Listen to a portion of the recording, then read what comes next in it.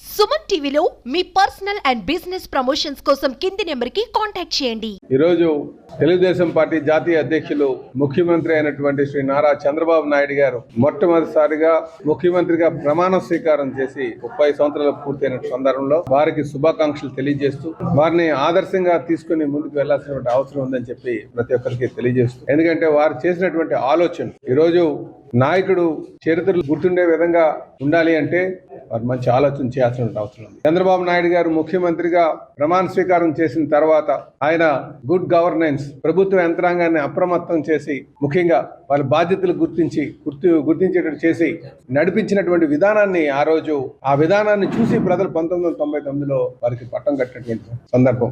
తర్వాత 1999లో మళ్ళీ ముఖ్యమంత్రిగా ప్రమాణ స్వీకారం చేసిన తర్వాత వారు అనేక ఆలోచనలు, ముఖ్యంగా సైబరాబాద్ నిర్మాణం కావచ్చు, అలాగే ఇండస్ట్రియల్ పాలసీ కావచ్చు, టూరిజం పాలసీ కావచ్చు, పవర్ రిఫార్మ్స్ కావచ్చు, డోక్రాలు కావచ్చు, ఇలాగ అనేక ఆలోచనలు చేసి బంగారు భవిష్యత్తు ఉండే విధంగా ఆంధ్రప్రదేశ్ కి ఆయన చేసినటువంటి ఆలోచనలు ఈరోజు ప్రజలందరూ కూడా గమనిస్తున్నారు. అందుకే ఆయనకి 4వ మారు ఈరోజు ఆయన ముఖ్యమంత్రిగా ప్రమాణ స్వీకారం చేయడం జరిగింది. 2014లో చేశారు, మళ్ళీ 2024లో కూడా. ఆయన 74 సంవత్సరాల్లో నిరంతర శ్రామికుడిగా ఈ రాష్ట్రాన్ని స్వర్ణాంధ్రప్రదేశ్ నిర్మాణం చేయాలన్న ఒక ఆలోచనతో ఏకైక లక్ష్యంతో అదే లక్ష్యంగా ముందుకెళ్తున్నటువంటి, అలాగే తెలుగుదేశం పార్టీ నాయకుల్ని కార్యకర్తలను అన్ని వేళలా వాళ్ళని అప్రమత్తం చేసి నడిపించినటువంటి విధానం ఈరోజు ప్రజలందరూ కూడా గమనిస్తున్నారు. ఖచ్చితంగా ఆయన సారథ్యంలో మళ్ళీ రాష్ట్రాన్ని స్వర్ణాంధ్రప్రదేశ్ గా చేసేటువంటి రోజులు రాబోతున్నాయని చెప్పేసి ఈ సందర్భంగా తెలియజేస్తూ, వారు 30 సంవత్సరాలు పూర్తి చేసిన సందర్భంగా వారికి శుభాకాంక్షలు తెలియజేస్తూ